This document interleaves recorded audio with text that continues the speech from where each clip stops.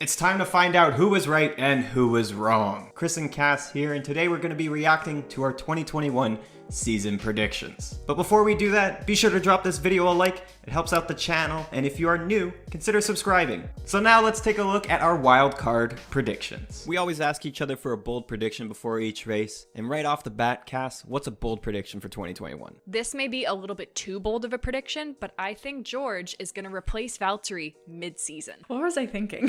Why did I seriously think that would happen? I mean, there was rumors, but we had to go out of the box. And I already know what I'm going to say. And is that Sergio and Max finish off with the same number of race wins. Way off.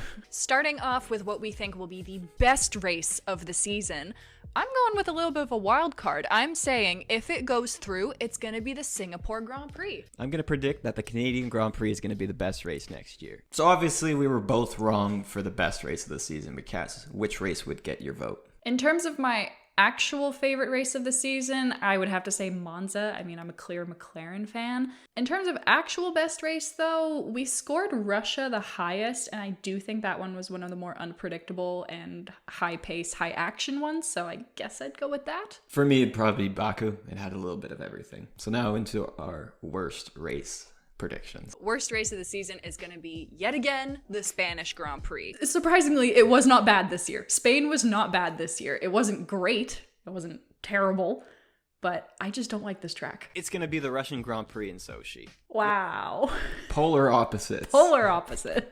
All right, moving on now to who's going to be our driver of the season. On my side, I'm going to say Sebastian Vettel. It can't get any worse than last year. I mean, to be fair, it was maybe on par, a little better than last year. I mean, he came out with 2 podiums, 2 second places, although one did get disqualified in Hungary, but definitely not what I expected. I think, yeah, most of it really just came down to lack of performance from the car, and I don't think it was Seb's fault himself.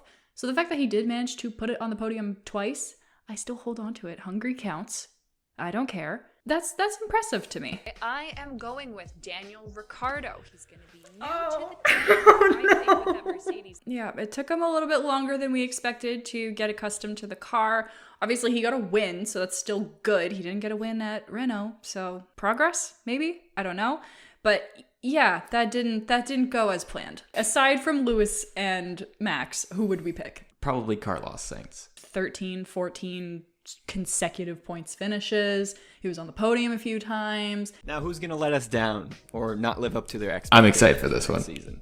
I know that at the end of last season people were impressed with him, but I am saying Esteban Ocon is gonna have a disappointing season. I mean, he got a win. Was it lucky? Yes. But I still think overall he had a decent season. Like, it wasn't catastrophic like I was predicting. Yeah. I think he met the expectations, because when you compare him to Alonso, they were pretty on par all season round. For me, I'm going to go with Yuki Tsunoda. I don't think he's going to have a bad season, but I think he's not going to live up to everyone's expectations. After the first race, it looked like I was going to be wrong here. He scored points on his opening race, but then everything after that, he was just making mistakes, crashing a lot, and he even said himself he was surprised he got re-signed for the next year. But towards the end, he did start going back on an upward trend. So I think I was right here in terms of a letdown. Who would you say overall this season now was the bigger letdown? I can't personally say Yuki because I didn't think he was going to do amazing in the first place. I thought it would take him a little bit longer to adapt. This really pains me to say it. I do unfortunately think I have to give it to Daniel. It hurts. It really hurts me. I'm a #1 Daniel fan, but I think everyone expected more out of him, and I'm really hoping that next season will be better. Most DNFs and or collisions. I'm saying most DNFs is gonna be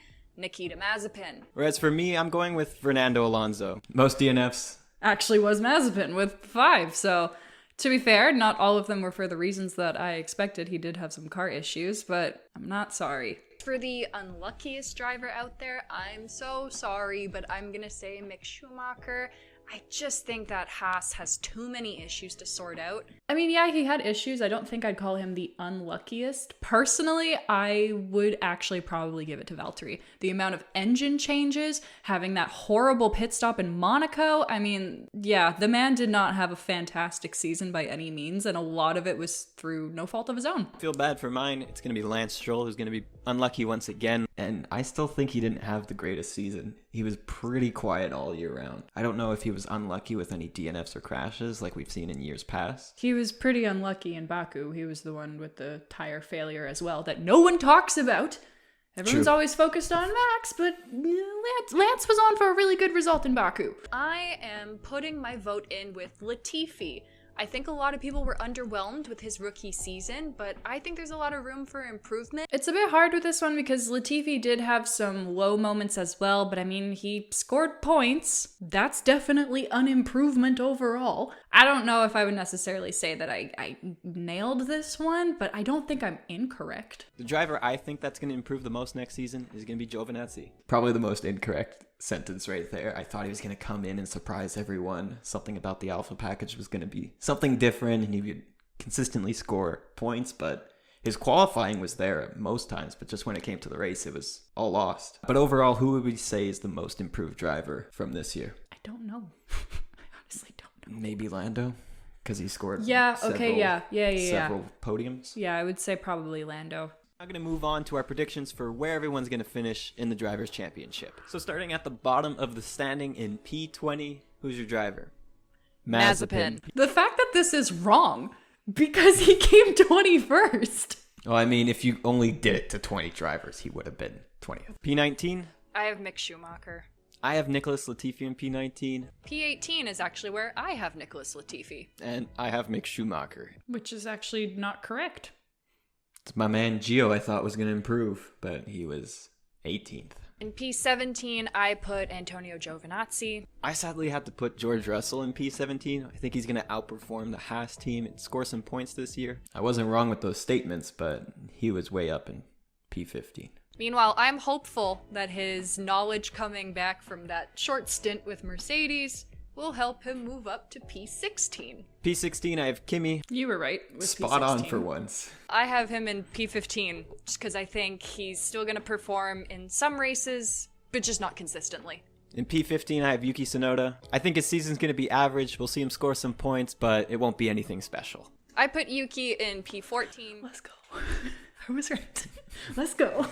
In P14, I think we're going to see Giovinazzi, who's going to be at the top of the bottom tier teams. I said he was going to be at the top of the bottom tier teams. He just beat the Haas team. I had so much faith. In P13, I put Esteban Ocon. I'm sorry, I don't think he's going to have a good season. It's just a gut feeling I have. My gut feeling was wrong. He's some risky moves to show his worth to the team, and I think that's going to hinder him, especially up against Alonso. So I've also placed Ocon. Well, he didn't have to do any gutsy moves because they signed him till like 2024.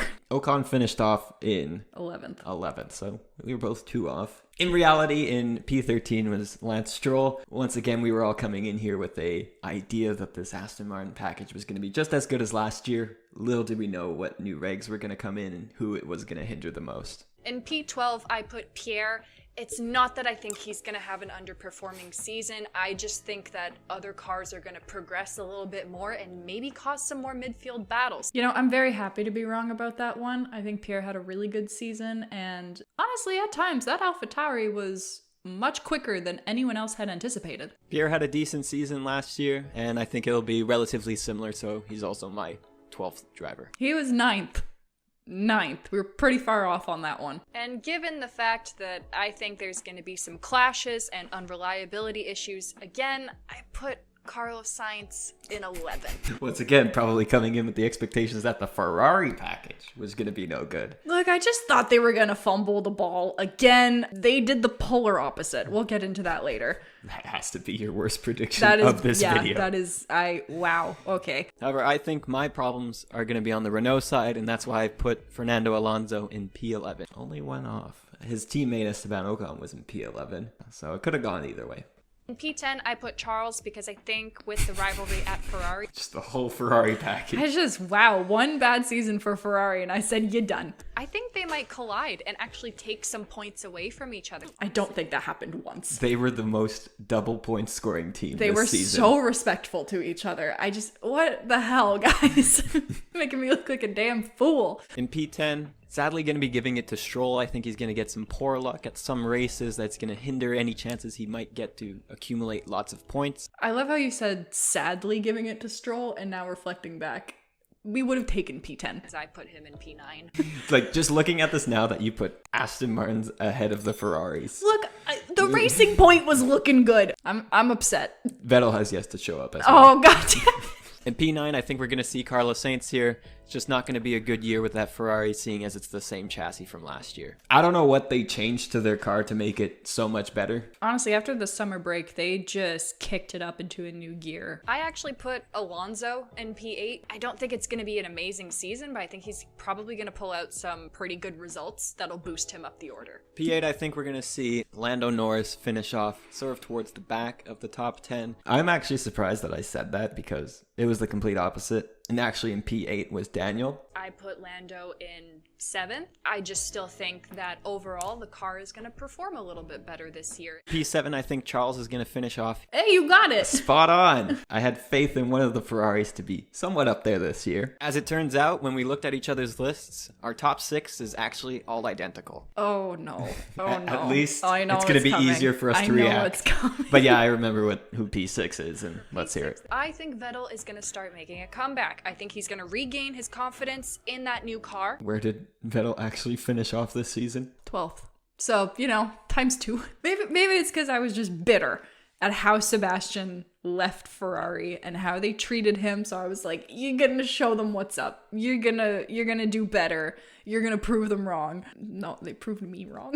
Had to be the most incorrect 2 teams we did here. Coming in at P5, we have Daniel Ricciardo. As we know, we finished off in P8. And so actually in P5 was Carlos Sainz. I don't think either of us anticipated a Ferrari best of the rest. In 4th place, we think we're going to see Sergio Perez. He had a great season last year, and with the powerful Red Bull car, we think he's going to finish off here. I mean, we weren't wrong. He was looking close to be P3 if it wasn't for some DNFs here and there. In 3rd place, we are predicting Valtteri. It just seems like some bad luck follows him around. I think he's going to have a few random DNFs through no fault of his own and just not going to be the best season for him. It seems like we're better at predicting bad luck than good luck, so I don't know what that says about us, but yeah, Valtteri didn't have great luck at all.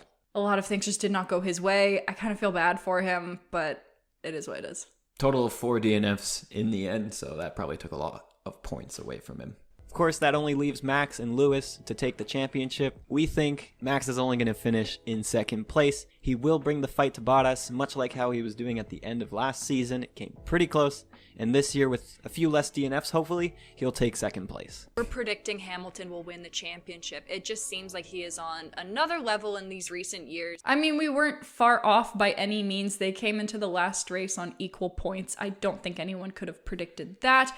Regardless of what you think of the championship outcome, we're just going based off the official scores. I think we were just under the impression that the Mercedes was going to be that much better. Yeah, we were more so thinking that Max was going to be fighting more consistently between 2nd and 3rd and not for actual race wins. So in the end, we both had 5 correct. So it's a tie. It's only 25% of the grid. Yeah.